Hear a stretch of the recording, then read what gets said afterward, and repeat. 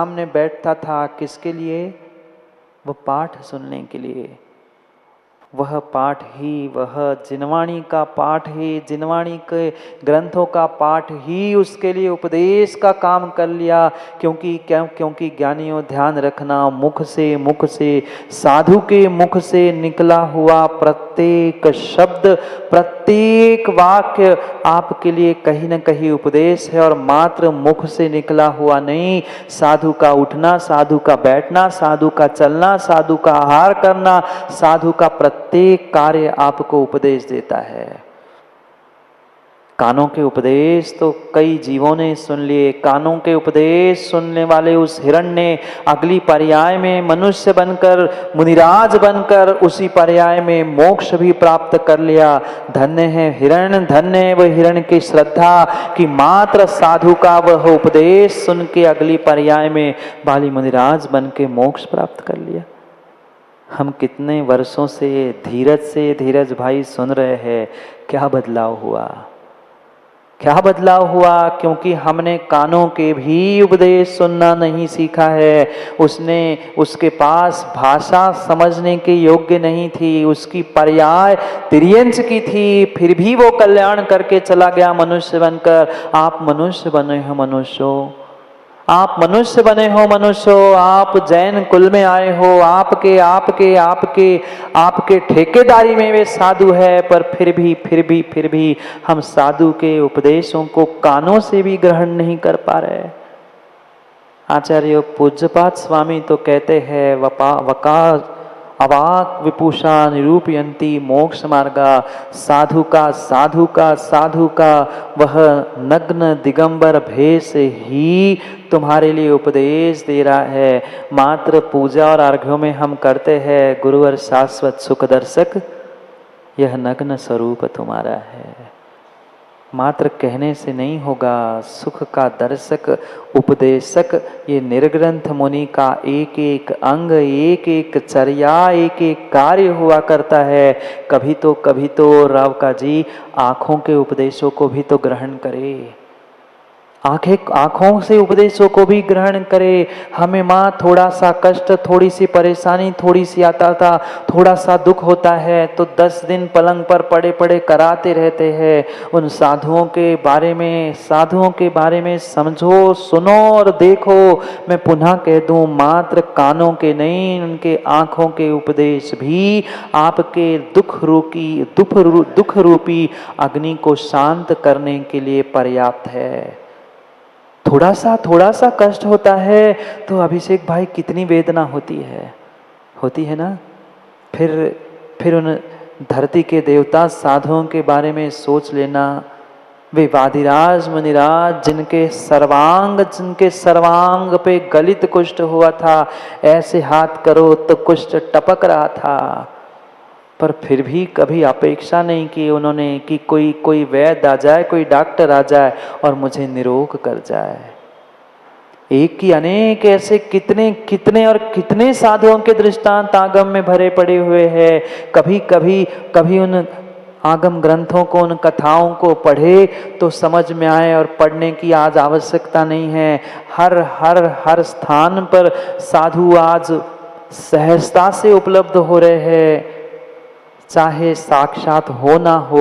आजकल TV, mobile, YouTube और पता नहीं कितने सारे साधनों से हमें साधु का उपदेश सहज प्राप्त हो रहा है। पर क्या करें महाराज जी, जो सहज मिलता है उसकी कीमत, ऐसे कहते हैं ना, घर की दाल बराबर। आप तो लखनवी हो, बहुत अच्छे से जानते हैं।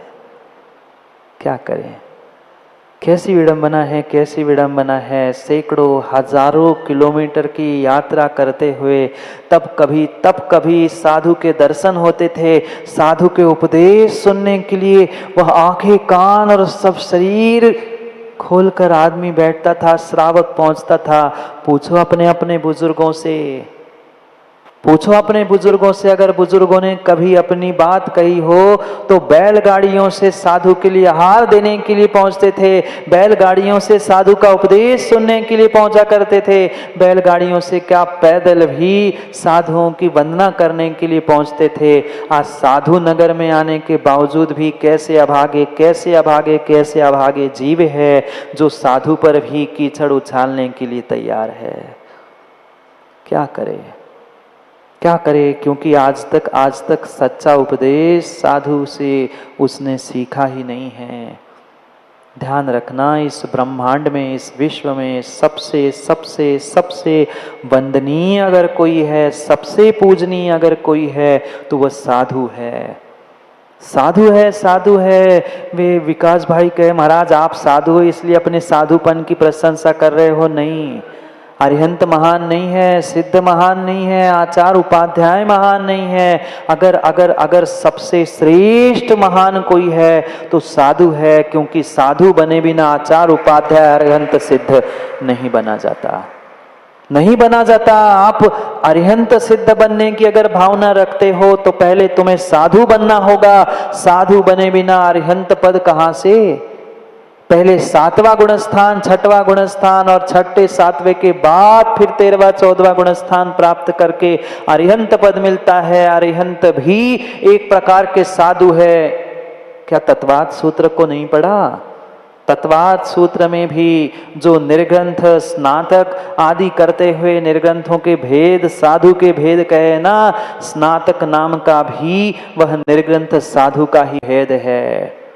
हाँ, कुछ गुणों से विशेषता अधिक है, इसलिए उनको उपकारी होने से अरिहंत प्रभु को पहले रखा।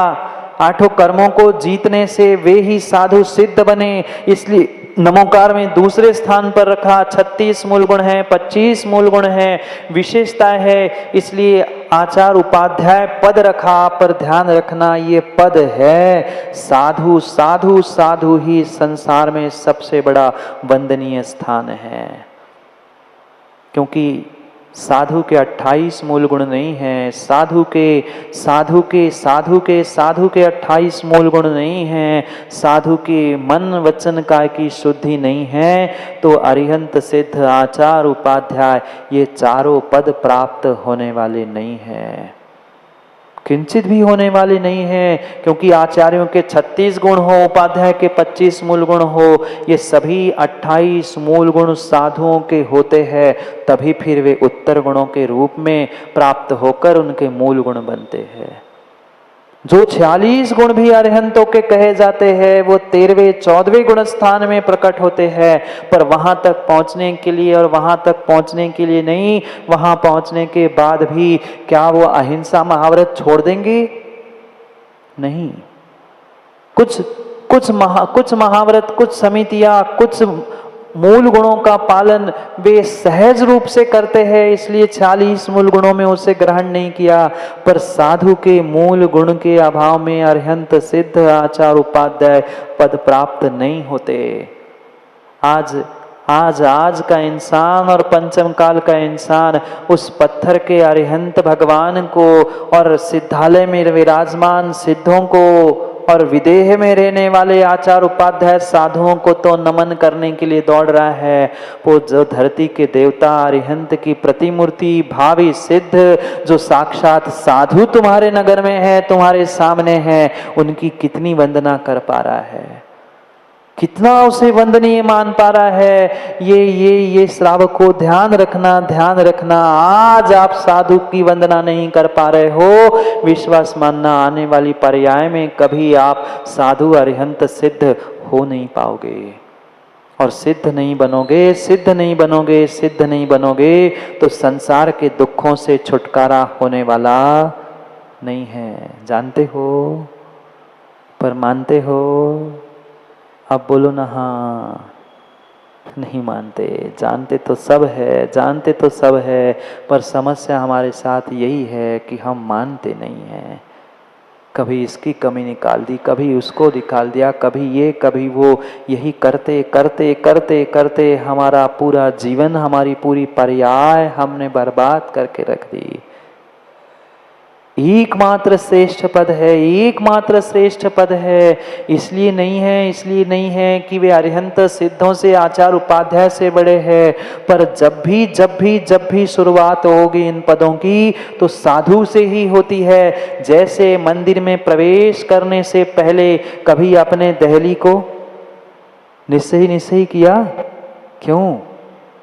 वह दहरी भी पूज्य हो जाती है। और दहरी नहीं, बेटे के सम्मान के पहले माता पिता का सम्मान, माता पिता का नाम लिया जाता है। तीर्थंकर बालक के पहले उसके माँ, उसके पिता का सम्मान, उसकी पूजा सौधर्मेंद्र करने के लिए आता है, क्योंकि इस माँ ने, इस पिता ने तीर्थंकर बालक को जन्म दिया।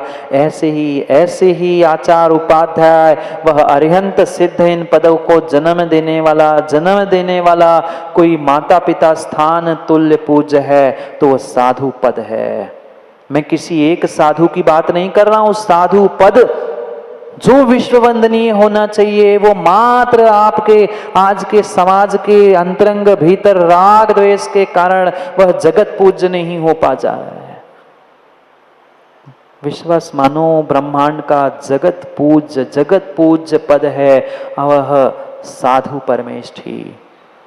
अन्य समाज वाले तो संजय भाई लोट कर उस साधु को, गुरु को नमस्कार करते हैं। वे तो ऐसा आश्चर्य मानते हैं। हम तो पूरे देश की यात्रा करके आए और शायद एक आध बार बता भी दिया होगा।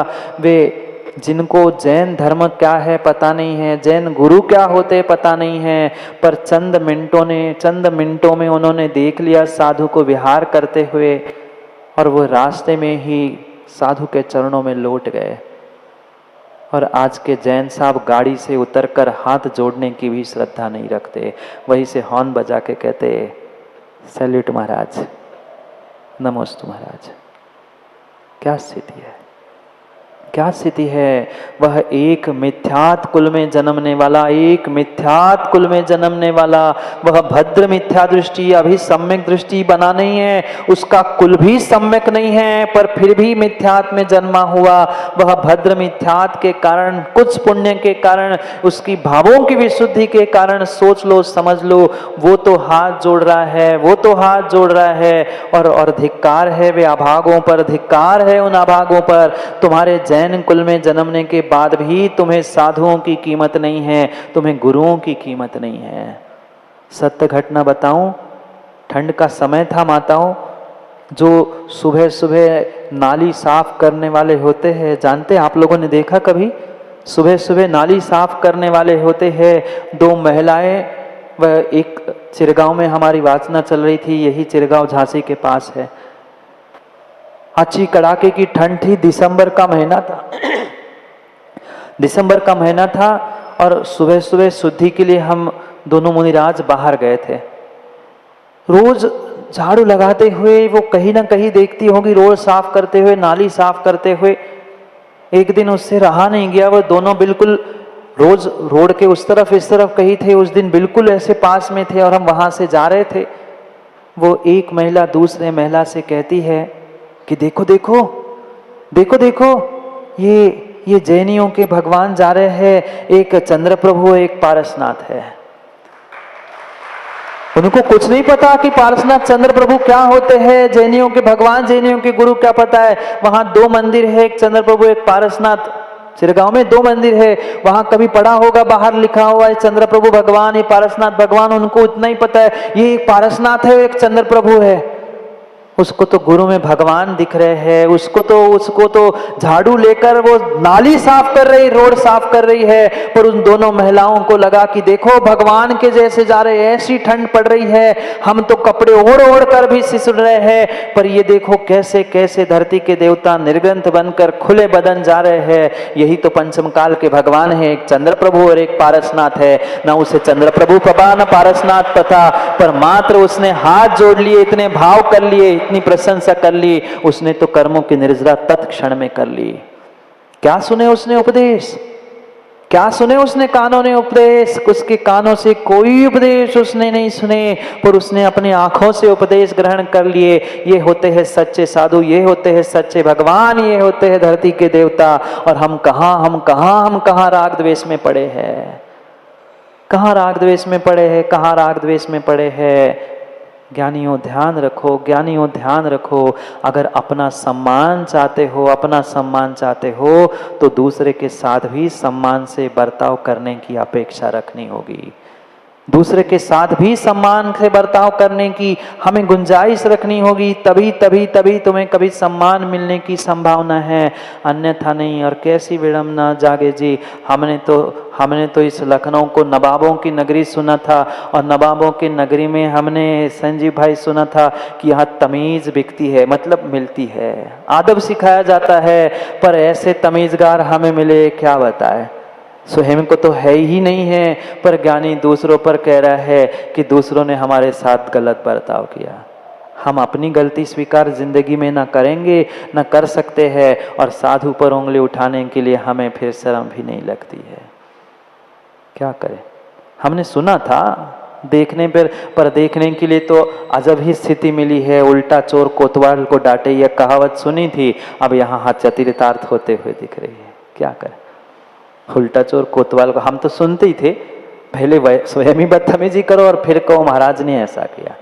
क्या करें, क्या करे, क्या करे? अभी साधु क्या होता है, साधु के उपकार क्या होते हैं, साधु की मित्रता क्या होती है, साधु क्यों, कहाँ, क्या, किस लिए कह रहा है, ये समझने का शायद श्रावक ने प्रयास किया ही नहीं। और प्रयास करता ही क्यों? क्योंकि जो अहंकार से भर के आता है, जो अपने आप को बहुत बड़ा मान कर आता है, वह कभी बड़े से बड़े साधु, क्या बड़े के बड़े भगवान के सामने भी झुक नहीं सकता। मारीची का क्या हुआ? मारीची भी तो यही सोच रहा था, मैं जब भगवान हूं तो इन भगवान के सामने क्यों झुकूं। समोशरण छोड़ के चला गया और फिर महावीर भगवान बनकर कल्याण कर गया, वो बात अलग है। पर 363 मत इनको कुछ नहीं आता। सोच कर बेचारा विवश होकर अपने समय को भी बर्बाद कर बैठा। अगर कुछ प्राप्त करना है तो ध्यान रखना, हमें पहले जीवन में विनय सीखनी होगी। जो हमारे लिए पूजनीय वंदनीय है, ऐसे पूजनीय वंदनीय साधु की अगर कीमत आज नहीं है, तो आप जो चाहे पुरुषार्थ कर लो, जो चाहे दिखावा कर लो, वह आपका दिखावा ही हो सकता है, आपकी विनय हो ही नहीं सकती। क्या करें? पर समय बीतने पर सब समझ में आता है। समय की बात अगर समझ में आ जाए तो जीवन क्या कुछ ना हो जाए। आज काम कुमार नंदी आचार्य महाराज हमें यही समझा रहे हैं, इस ब्रह्मांड में, इस विश्व में अगर कोई सबसे बड़ा वंदनीय पद है, कोई सबसे बड़ा वंदनीय अगर स्थान है, तो उसका नाम साधु है।